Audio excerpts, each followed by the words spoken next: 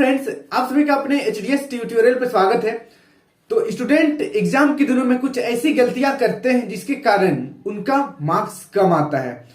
तो वैसा ही कुछ 5 गलतियां मैं आप लोगों को इस वीडियो में बताने वाला हूं और 5 ऐसे टिप्स देने वाला हूं जिसके थ्रू से आप ज्यादा से ज्यादा स्कोर कर सकते हैं।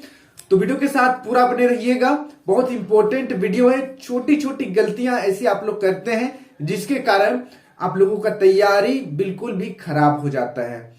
तो चलिए हम लोग वीडियो को शुरू करते हैं। सबसे पहले मैं बताऊंगा आप लोगों को क्या क्या नहीं करना चाहिए, उसके बाद कुछ 5 ऐसे टिप्स दूंगा जो आप लोगों का तैयारी को बूस्ट करेगा और आप लोगों में एक कॉन्फिडेंट लाएगा कि आप लोग अच्छा नंबर ला सकते हैं। तो चलिए हम लोग स्टार्ट करते हैं। सबसे पहला जो गलती आपको नहीं करनी है, एग्जाम नाइट में कुछ भी नया टॉपिक नहीं पढ़ना है।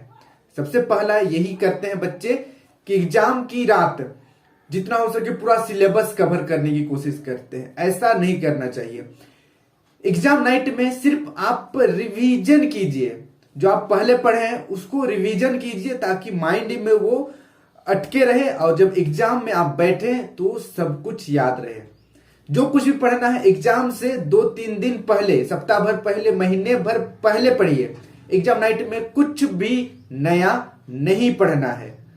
दूसरा जो आपको नहीं करना है, परीक्षा का डर मन में न लाएं। अपने आप पर भरोसा रखें, स्वयं पर विश्वास रखें और कॉन्फिडेंट रहें, क्योंकि आप डरिएगा तो आपका कॉन्फिडेंट लो हो जाएगा। जो आप याद किए हैं वो भी आप भूल जाइएगा। डर एक ऐसा चीज है जो आपको कमजोर बना देता है और एग्जाम के समय आपको बिल्कुल भी कमजोर नहीं होना है। मेंटली और फिजिकली हेल्दी रहना है ताकि आप अच्छे से एग्जाम दे सके। नंबर 3 है, मन को हमेशा शांत रखे, विचलित ना करे। मन को बिल्कुल स्थिर करना है, फोकस करना है सिर्फ एग्जाम पर। बाहरी दुनिया से थोड़ा सा डिस्कनेक्ट हो जाना है। सोशल मीडिया, फोन, दोस्त यारी, ये सब से बचकर रहना है। यही सब आपको फोकस करने से दूर ले जाता है, इसलिए इन सभी से आपको बचकर रहना है, फोकस बनाए रखना है। और साथ में जो अपना हॉबी है, हॉबी को आप कर सकते हैं, ठीक है, लिमिट में कीजिए। हॉबी से आपका माइंड फ्रेश होगा और आपको एक अलग सा एनर्जी बना रहेगा कि आप पढ़ाई पर कंटिन्यू रहें, क्योंकि हॉबी आपको रिफ्रेश करता है। इसलिए अपना जो हॉबी है उसको एग्जाम के दिनों में छोड़ना नहीं है, आप हॉबी को कंटिन्यू कर सकते हैं। चौथा ऐसी गलती जो आपको नहीं करनी है, एग्जाम हॉल में नया पेन बिल्कुल भी न ले जाएं।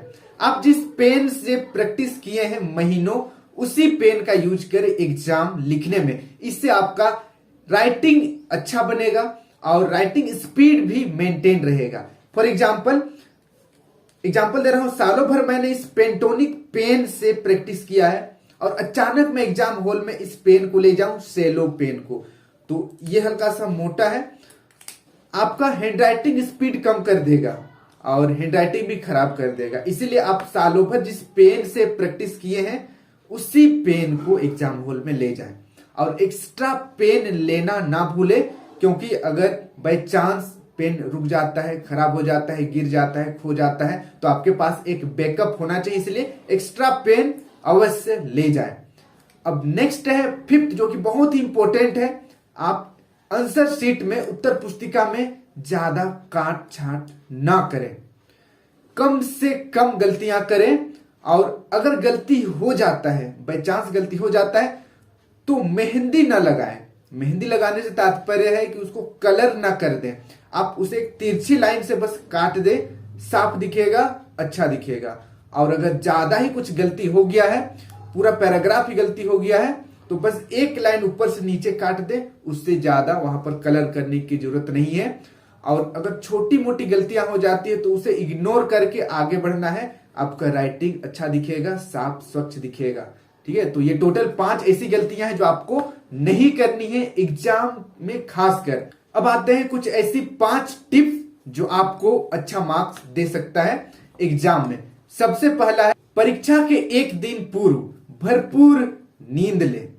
एग्जाम से एक दिन पहले आप पूरा रिलैक्स हो जाइए और जितना हो सके हल्का खाना खाने की कोशिश कीजिए, क्योंकि एग्जाम में आपका माइंड के साथ आपका बॉडी भी आपका साथ देना चाहिए।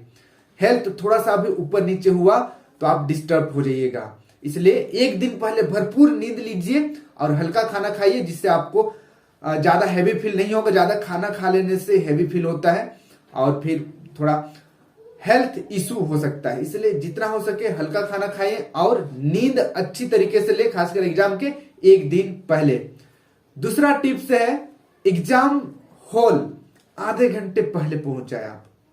एग्जाम हॉल आधे घंटे पहले पहुंचने से आपको रिलैक्स महसूस होगा, हड़बड़ी नहीं होगा। अगर आप लेट से पहुंचते हैं एग्जाम हॉल में तो आपको एक हड़बड़ी रहता है, जिससे आपका जो माइंड है वो डाइवर्ट हो सकता है, टेंशन आ सकता है और ये इम्पेक्ट करेगा आप लोगों का एग्जाम पर। इसलिए एग्जाम सेंटर में आधा घंटा पहले पहुंच जाए। और जब आप एग्जाम हॉल के लिए जा रहे हैं तब ही अपना जो भी आवश्यक सामग्री है, admit card, pen, pencil, instrument box, सब कुछ चेक कर ले। ऐसा ना हो कि एग्जाम हॉल में आप जाएं, एडमिट कार्ड वहां पर देख रहे हैं तो है ही नहीं, फिर घर आना पड़ेगा या फिर किसी को मंगाना पड़ेगा, अलग टेंशन। तो एग्जाम से पहले ये फ्री पॉकेट का टेंशन ना ले। जब आप घर से निकले उसी वक्त आप सब कुछ चेक कर ले। और साथ में एक घड़ी रखना ना भूले। घड़ी खासकर एनालॉग घड़ी होना चाहिए, डिजिटल घड़ी नहीं चलेगा, ठीक है। डिजिटल घड़ी लीजिएगा तो शायद आपको एग्जाम में एंट्री ना मिले। आप एनालॉग वॉच ले सकते हैं, क्योंकि आप टाइम मैनेज कीजिएगा क्लासरूम में, एग्जाम हॉल में। इसलिए घड़ी लेना आवश्यक है, क्योंकि हर एक क्लासरूम में घड़ी नहीं होता है। तो इसलिए आप एक एनालॉग वाला वॉच ले सकते हैं, इशू नहीं होगा। तीसरा टिप्स है, जो सवाल आपको अच्छे से आते हैं उसे सबसे पहले सोल्व करें। एक बार आप पूरा क्वेश्चन पढ़ लीजिए और उसमें से जो सबसे इजी लगे आपको उसे सोल्व करना है। क्योंकि आप इस तरीके से करते हैं तो आप में कॉन्फिडेंट आएगा। एक लिखने का स्पीड पकड़ लीजिएगा तो आप अगर कुछ ऐसा क्वेश्चन जो आपको नहीं आता है वो भी आप कुछ ना कुछ लिख पाइएगा। लेकिन अगर शुरू में ही आप हार्ड क्वेश्चन सोल्व करने लग जाइएगा तो समय बर्बादी होगा, टेंशन होगा। और बाद में क्योंकि आप शुरू में ही हार्ड क्वेश्चन अटेम्प्ट कर रहे हैं तो टेंशन हो जाएगा, उसके बाद में भी ये जो स्पीड अप आप नहीं पकड़ पाइएगा। लेकिन आप शुरू में इजी क्वेश्चन पकड़ते हैं तो आप स्पीड अप लिखना, मतलब स्पीड लिखिएगा और आपका जो माइंड है वो तेजी से काम करेगा। बाद में जो आंसर आपको नहीं आता है शायद वो भी आपको आने लगे। यही है तीसरा टिप्स, जो इजी है उसको पहले सोल्व करना है। अब नेक्स्ट पांचवा में मतलब बहुत सारा है। जैसे कि देखिए, सबसे पहला आपको रिवीजन के लिए कम से कम 4 से 5 मिनट समय निकालना है। आपके पास घड़ी रहेगा, ठीक है, घड़ी को सामने रख दीजिएगा। 4 से 5 मिनट आप रिवीजन जरूर कर लीजिएगा। रिवाइज बहुत जरूरी है, क्योंकि पूरा साल भर का पढ़ाई को आपको सिर्फ 3 घंटे में रिप्रेजेंट करना रहता है। तो 3 घंटे बहुत ही इंपॉर्टेंट है। 3 घंटे का एक एक सेकेंड आप बेहतर यूज कर सके। कुछ छूट गया है, कुछ नहीं छूटा है, इसको चेक करने के लिए आप रिवाइज जरूर कीजिएगा। उसको 5 मिनट समय देना है। ऐसा नहीं कि 1 मिनट में बस चेक कर लिए पहला नंबर, दूसरा नंबर, तीसरा सब बना है कि नहीं, इतना बस नहीं। अच्छे से एक बार शांत होकर पढ़ लीजिएगा, ठीक है। रिवाइज बहुत जरूरी है। फिर अगला है इंपॉर्टेंट जो पॉइंट्स है, इंपॉर्टेंट वर्ड्स है। जो भी आप आंसर लिखते हैं उसमें इंपॉर्टेंट वर्ड्स होगा, उसको आप अंडरलाइन कर सकते हैं। ये बहुत इंपॉर्टेंट है। मान लीजिए आप एक पूरा पैराग्राफ लिखे हैं तो शायद टीचर आपका पूरा पैराग्राफ ना पढ़े, लेकिन अगर आप कुछ इंपॉर्टेंट पॉइंट्स को अंडरलाइन किए हैं तो टीचर्स का नजर अंडरलाइंस पॉइंट, अंडरलाइंस वर्ड्स पर तुरंत जाएगा। फिर टीचर्स को समझ में आ जाएगा कि हाँ, आपने कुछ यहां पर अच्छा लिखा है। तो इंपॉर्टेंट और जो इंपॉर्टेंट वर्ड्स है, इंपॉर्टेंट पॉइंट्स है, उसको अंडरलाइन जरूर कीजिएगा। उसके बाद और एक ऐसा टिप्स लास्ट में जो आपको नहीं करना चाहिए, वो ये है कि आंसर शीट में कोई भी गाना, शायरी या कुछ पैसा डालने का कोशिश ना करें। ये बिल्कुल भी व्यर्थ होता है, इससे आपको कुछ भी फायदा नहीं होगा। वो जमाना चला गया जब आप पैसे रख दीजिएगा और पैसे के दम पर टीचर्स आपको नंबर दे देंगे। अब ऐसा कुछ नहीं होता है, नहीं पहले होता था। बस ये एक भ्रम है स्टूडेंट में कि कुछ पैसे रख देंगे तो टीचर्स खुश होकर आपको नंबर दे देंगे। ऐसा बिल्कुल ना करें, ये पूरा बकवास है। इससे आपको कुछ भी फायदा नहीं होगा। तो ये टोटल 5 टिप्स हैं जो आपको यूज करना चाहिए एग्जाम में अच्छा नंबर लाने के लिए। और कुछ ऐसी 5 गलतियां मैंने आपको बताई जो कि बहुत ही जेन्युइन है, बच्चे करते हैं, जिसके कारण उनका मार्क्स कम हो जाता है। तो टोटल यही था। मैं उम्मीद करूंगा कि इन टोटल 5 टिप्स को आप फॉलो कीजिएगा और 5 जो मैंने ना करने के लिए कहा है उससे मत कीजिएगा, जिससे आपका एग्जाम अच्छे से जाए। तो आज के लिए इतना ही। वीडियो अच्छी लगी तो वीडियो को लाइक करके चैनल को सब्सक्राइब जरूर कर लीजिएगा और बेल आइकन ऑल पर क्लिक कीजिएगा, ताकि इस तरीके का वीडियो मैं जब भी अपलोड करूं आप तक नोटिफिकेशन पहुंच जाए। और इस वीडियो को अपने सभी दोस्तों के साथ शेयर जरूर कर दीजिएगा, ताकि उनको भी इस वीडियो का लाभ हो सकेगा। Thank you for watching video. Have a good day.